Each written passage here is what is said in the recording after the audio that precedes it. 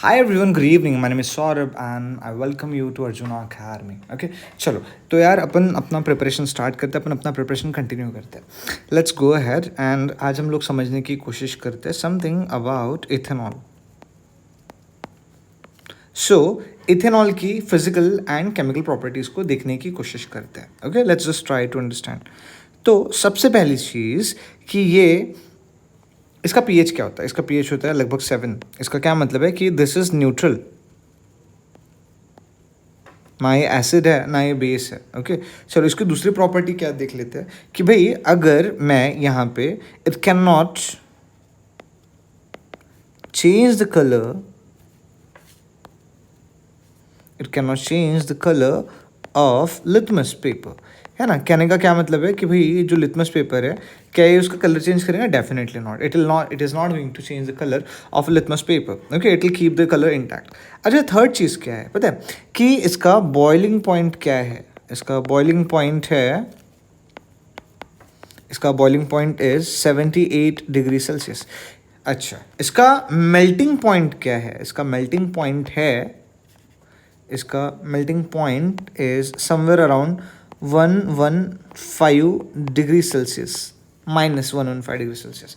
तो कहने का क्या मतलब है कि भाई अगर मैं 0 डिग्री सेल्सियस में भी चला जाऊँ तो क्या मैं अल्कोहल या इथेनॉल लिक्विड स्टेट में कंज्यूम कर सकता हूँ. हाँ, डेफिनेटली कंज्यूम कर सकता हूँ. समझ में आ रही बात. तो मैं सर्बिया में, रशिया में, कहीं पे भी जाऊँ मैं इथेनॉल को लिक्विड स्टेट में कंज्यूम कर सकता हूँ. तो ये कुछ प्रॉपर्टीज़ है, देख लो. एक से सबसे पहली जो चीज़ है, इसका फॉर्मूला क्या है, C2H5OH. राइट, चलो देखते हैं. तो सबसे पहले क्या है, न्यूट्रल है. इसके अलावा ये लिटमस पेपर का कलर चेंज नहीं करेगा. इसका बॉइलिंग पॉइंट 78 डिग्री सेल्सियस है. Melting point 115 degree Celsius, -115 degree Celsius है. और कहीं ना कहीं ये 0 डिग्री सेल्सियस पे भी नहीं जमेगा. ओके, आई होप यहाँ तक कहानी क्लियर है. चलो भाई आगे देखने की कोशिश करते हैं. चलो आगे और समझने की कोशिश करते हैं. ठीक, ओके. तो ये तो बात होगी कुछ फिजिकल प्रॉपर्टीज़ के बारे में. अच्छा, it is in liquid state at room temperature, मतलब 30-35 डिग्री सेल्सियस पे कौन सा स्टेट में रहेगा, लिक्विड स्टेट में रहेगा. कहानी सिंपल है. चलो समझने की कोशिश करते हैं. तो हम लोग को कुछ रिएक्शंस देखने हैं कि इथेनॉल के कुछ पर्टिकुलर रिएक्शंस हमको क्या चीज़ें बताते हैं. तो सबसे पहला जो हम लोग ने रिएक्शन देखना चाहिए that is dehydration reaction. Dehydration reaction. अभी डिहाइड्रेशन रिएक्शन का मतलब क्या होता है, देखो. यहाँ पे मेरे पास जो कंपाउंड है, यानी कि मैं इसका स्ट्रक्चर ड्रॉ कर लेता हूँ.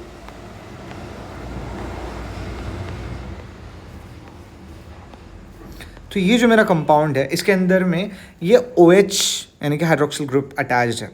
ओके, अगर मैं यहाँ से H2O अगर निकाल लेता हूँ तो क्या होगा, तो मेरे को मिलेगा इथीन. क्या मिलेगा मेरे को, ethene. So this is the thing. Okay, तो यहाँ पे करना क्या है, मुझे ज़्यादा कुछ नहीं करना. मुझे बस इसको 178 डिग्री सेल्सियस पे हीट करना है. ओके, और साथ में क्या मिला के हीट करना, मुझे हीट मिलाना है यहाँ पे कॉन्सेंट्रेटेड H2SO4. तो मुझे बस ये एक चीज़ मिलाना है एंड देन टड़ा, मुझे मिल गया यहाँ पे ये. क्या मिल गया मुझे, ये. सो आई गॉट दिस थिंग. तो मुझे क्या मिला, इथीन. तो कहानी सिंपल है.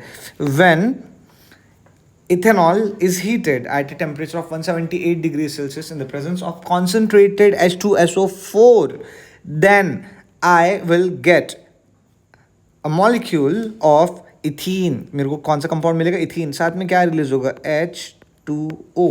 H2O क्या हो जाएगा, रिलीज हो जाएगा. समझ में आ रही बात.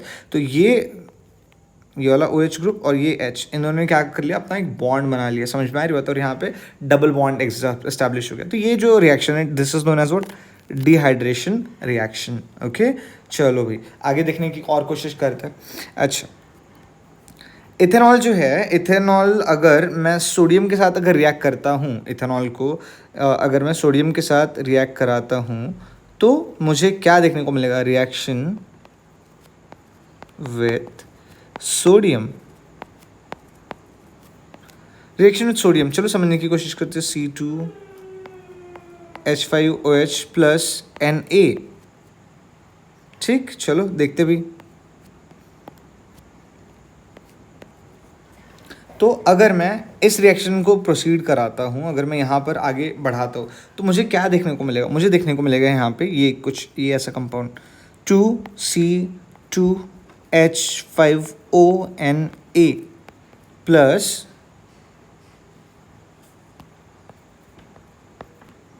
Plus H2O।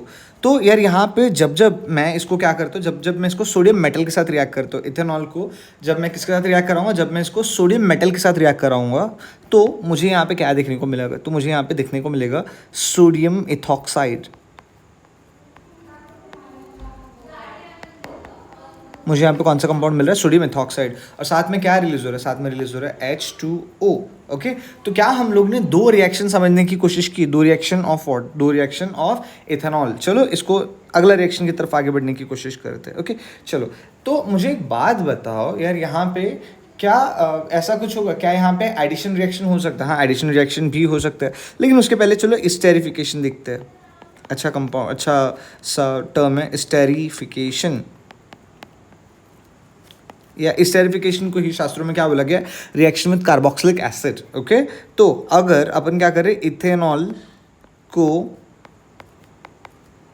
इथेनोइक एसिड के साथ अगर रिएक्ट करेंगे, इथेनोइक एसिड के साथ अगर रिएक्ट करेंगे तो हमको क्या देखने को मिलेगा, तो हमको देखने को मिलेगा वहाँ पे, हमको देखने को मिलेगा ईस्टर, या हमको देखने को मिलेगा इथाइल इथेनोएट या इथाइल एसिटेट। ओके, ये जो कंपाउंड है हमको ये देखने को मिलेगा। अभी बनेगा कैसे वो उसको समझने की कोशिश करते हैं, चलो देखते हैं, let's try to understand this thing. तो यार यहाँ पे क्या हो गया, मैंने एक कंपाउंड लिया C2H5OH प्लस, मैंने एक यहाँ पे एक और चीज़ ले लिया, मैंने यहाँ पे क्या ले लिया, CH3COOH। अब जब मैं इसको क्या करूँ, जब मैं इसको हीट अप करने की कोशिश कर रहा हूँ, ओके, जब मैं इसको क्या करूँ, थोड़ा सा हीट दे रहा हूँ यहाँ पे, in the presence of concentrated H2SO4, जब मैंने इसको क्या किया, हीट करने की कोशिश किया, तो अब मुझे क्या देखने को मिल रहा है, अब मुझे यहाँ पे ये बेसिक सी बहुत ही प्यारी सी चीज़ देखने को मिल रही है। क्या चीज़ देखने को मिल रही है भाई मुझे यहाँ पे, देखो यहाँ पे C2H5, इसका नाम क्या है, इथेनॉल, और ये क्या है, कार्बोक्सिलिक एसिड यानी कि इथेनोइक एसिड।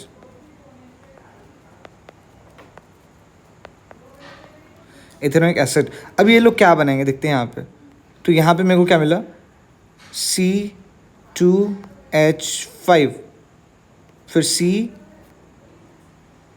COO CH3, समझ में आ रही बात, मुझे ये वाला कंपाउंड मिला।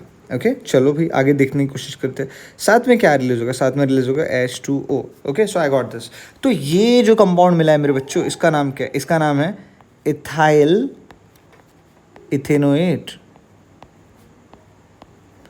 इसी को शास्त्रों में क्या बोला गया, इसी को शास्त्रों में इथाइल एसिटेट बोला गया। अच्छा, ये जो कंपाउंड जो है, ये कौन सा कंपाउंड है, दिस इज एन ईस्टर।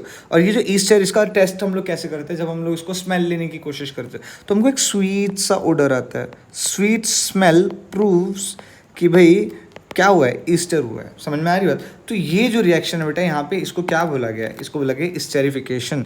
जब इथेनॉल और इथेनोइक एसिड क्या करेंगे, रिएक्ट करेंगे, तो हमको क्या देखने को मिलेगा, तो हमको देखने को मिलेगा यहाँ पे इथाइल इथेनोएट। ओके, एक कहानी बताओ तो ध्यान से सुनना। तो ये है गोलू। अब गोलू एक दिन क्या करता है, गोलू जाता है अपने दोस्त के बर्थडे पार्टी में, दोस्त उसको इथेनॉल पिला देता है, दोस्त उसको बोलते हैं भाई तू तो साडा वीरा है, तू तो साडा ब्रो है, चलो दारू पी लेते हैं। तो ये लोग पी लेते हैं इथेनॉल। ये कौन सा लिक्विड कंज्यूम कर लेते हैं, C2H5OH। अच्छा, लेकिन अब ये घर जाएगा तो गोलू को मार पड़ेगी। गोलू क्या करेगा, what will Golu do. Okay, तो गोलू जो है, गोलू क्या करेगा, गोलू जाएगा अपने दोस्त के दुकान पे, ओके, और वहाँ से लेगा क्या, इथेनोइक एसिड CH3COOH। समझ में आ रही है बात। तो गोलू ने क्या किया, CH3COOH कंज्यूम कर लिया। अब क्या हो गया, इन दोनों का जब रिएक्शन हुआ तो यार यहाँ पे क्या चीज़ हुई है, यहाँ पे फॉर्म हुआ है ईस्टर। समझ में आ रही बात, यहाँ पे क्या चीज़ होगी, ईस्टर फॉर्म होगी। एंड देन जब गोलू को टेस्ट किया जा रहा तो यार यहाँ पे तो लाइक कुछ स्मेल आई नहीं रही इथेनॉल वाली, क्यों, क्योंकि यहाँ पे क्या फॉर्म हुआ है, ईस्टर फॉर्म हुआ है। समझ में आ रही बात यहाँ पे।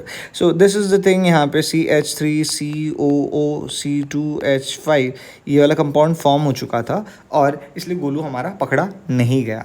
आई होप यहाँ तक आप लोग को कहानी समझ में आई है, समझ में आ रही बात। ओके चलो भाई, देखने की और कुछ कोशिश करते हैं। अच्छा, इथेनॉल जो है और भी कुछ टाइप के रिएक्शंस में पार्टिसिपेट करता है, जैसे कि एक रिएक्शन है, that reaction is known as addition reaction. Hi guys, so let's look at this amazing reaction. तो इसको बोलते हैं एडिशन रिएक्शन। अब यार एडिशन रिएक्शन ये कैसे होती है, इसको समझने की कोशिश करते हैं। तो एडिशन रिएक्शन में क्या होता है, इथेनॉल के साथ में हम लोग रिएक्ट कराते हैं एक पैरिस चीज़ को, जिसको हम लोग क्या नाम देते हैं, जिसको हम लोग बोलते हैं ऑक्सीजन।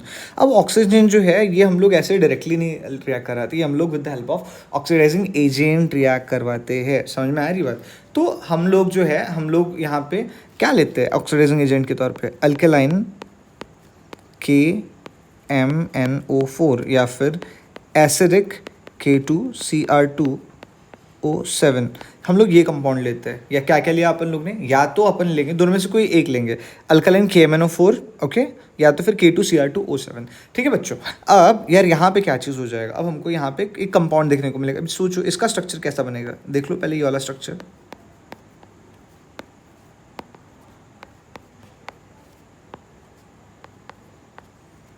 तो यार यहाँ पे क्या चीज़ हो जाएगा, ओके चलो देखते हैं। ये जो स्ट्रक्चर जो है, ये इथेनॉल का स्ट्रक्चर।